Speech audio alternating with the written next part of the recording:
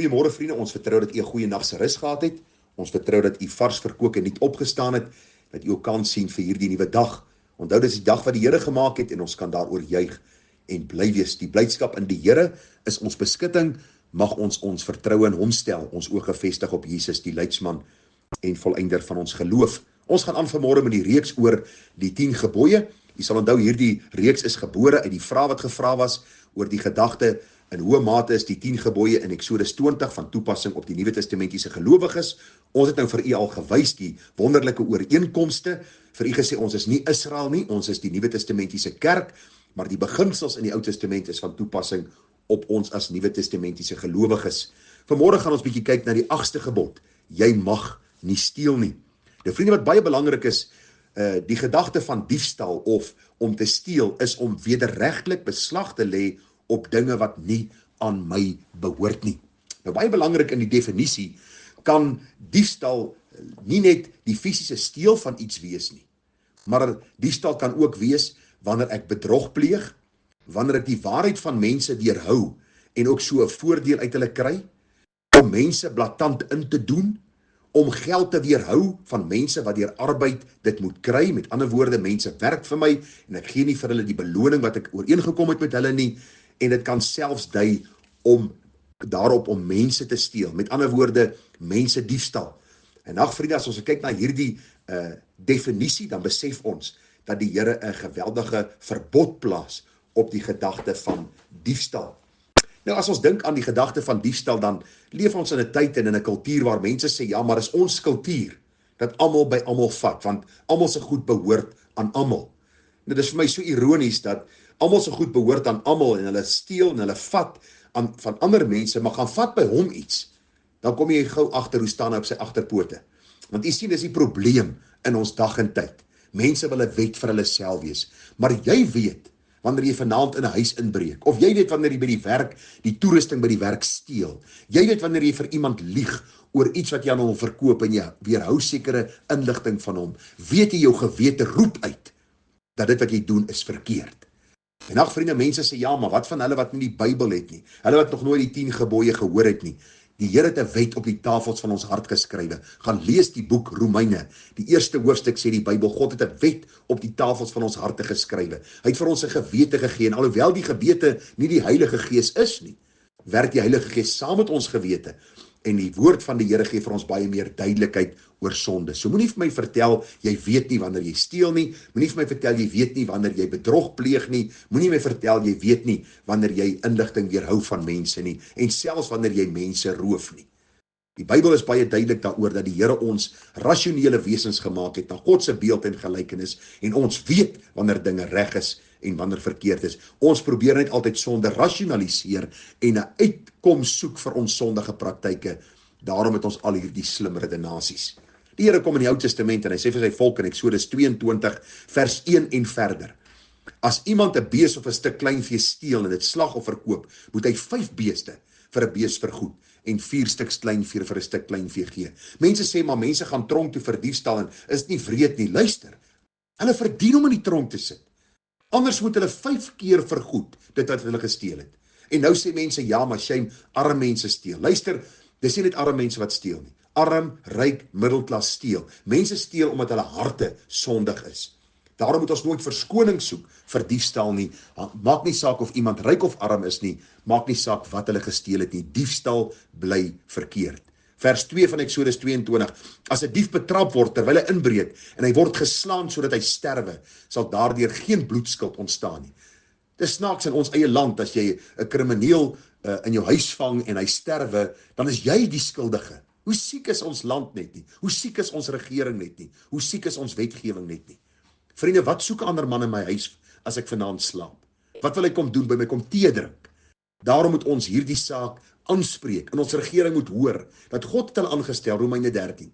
Hulle is diensknegte van die Here en hy sal eendag van hulle rekenskap vra as hulle wetgewing instel waar diefstal geregverdig word en waar diefstal eintlik goed gepraat word. Vriende, u kan gaan lees Eksodus 22. Daar is 'n menigte klomp verse wat handel oor die vergoeding wat moet plaasvind as diefstal plaasgevind het en die straf as iemand steel. In die Nuwe Testament gee die Here vir ons dieselfde opdrag. Hoor dit staan in Romeine 13 vers 8.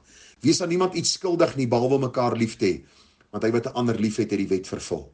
Want dit, jy mag nie egbreek nie, jy mag nie doodslaan nie, jy mag nie steel nie, jy mag geen valse getuienis gee nie, jy mag nie begeer nie, en watter ander gebod ook al word in hierdie woord saamgevat, jy met jou naaste lief hê soos jouself. Die liefde doen die naaste geen kwaad nie, daarom is die liefde die vervulling van die wet. Vriende, luister, om diefstal te pleeg beteken om jou naaste te na te kom, en die Here sê dan oortree jy sy gebod.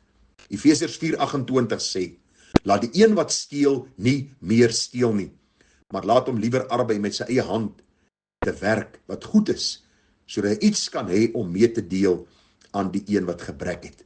Ek dink diefstal neem in Suid-Afrika toe omdat mense eenvoudig lui geword het. Hulle wil nie werk nie.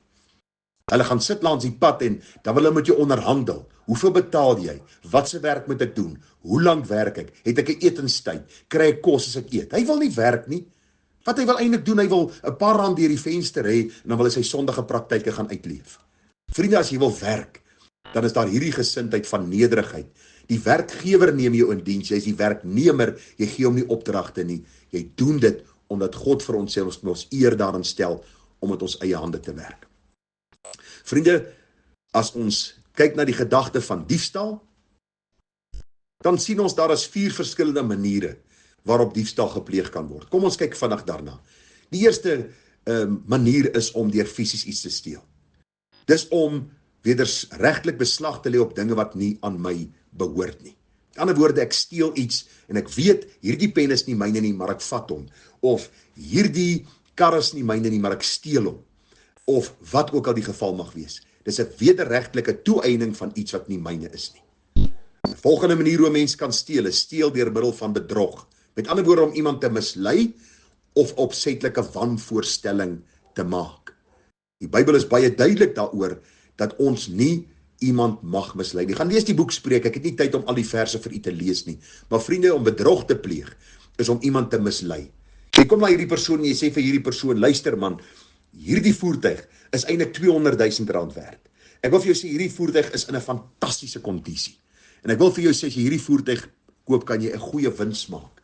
En hierdie voornemende koper luister na jou, hy glo jou, hy koop hierdie voertuig, en later kom hy agter, miskien is die voertuig gesteel, of miskien is die voertuig die helfte soveel werd, het hom bedrieg. En die Bybel sê vir ons, dit is voor die Here verkeerd. Vriende, ek steel as ek lone terughou of iemand nie betaal soos ooreengekom nie. Die Bybel sê, jy mag jou naaste nie verdruk of beroof nie. Die dagloner se loon mag jy van hom nie tot môre laat oorbly nie. Jakobus 5 vers 1 tot 5 sê, kyk, die loon van die arbeiders wat hele lande afgehoes het, wat deur hele agtergehou is, roep uit. En die geroep van die maaier het gekom tot in die ore van die Here van die leerskare. Vriende, ons kan nie diefstal pleeg deur vir iemand te sê, kom werk by my, ek sê jou R200 gee, en aan die einde van die dag jaag jy hom weg met R100 in sy hand nie. Dis diefstal, God sien dit, God hoor dit, God sal self oordeel. En dan 'n laaste gedagte, hoe kan 'n mens diefstal pleeg deur nie aan God te gee wat hom toekom nie? Ja, u het reg gehoor. Jy pleeg diefstal wanneer jy God beroof van sy tiendes. Die Here sê in Maleagi 3 vers 10, mag 'n mens God beroof, want julle beroof my en julle sê, waarom het ons u beroof? In die tiendes en offergawes, met die vloek is julle belaai, en tog beroof julle my, julle die hele Israel. Bring die hele tiende na die skathuis, sodat spys in my huis kan wees. Ek het gisterand 'n boodskap geluister van Dr. R.C. Sproul, en ek gepreek oor die gedagte van waar die Here voor die Sanhedrin verskyn het met sy verhoor, en hoe hulle na die tyd hom geblinddoek het en gespoeg het in sy gesig en geslaan het met stokke, en ek het gewonder wat die toepassing sou wees, en die toepassing was vir my skokkend. En hy het die vraag gevra, hoe kan ons as Nuwe Testamentiese kerk die Here Jesus in sy gesig spieg? En hoe kan ons eintlik met die Here die spot dryf?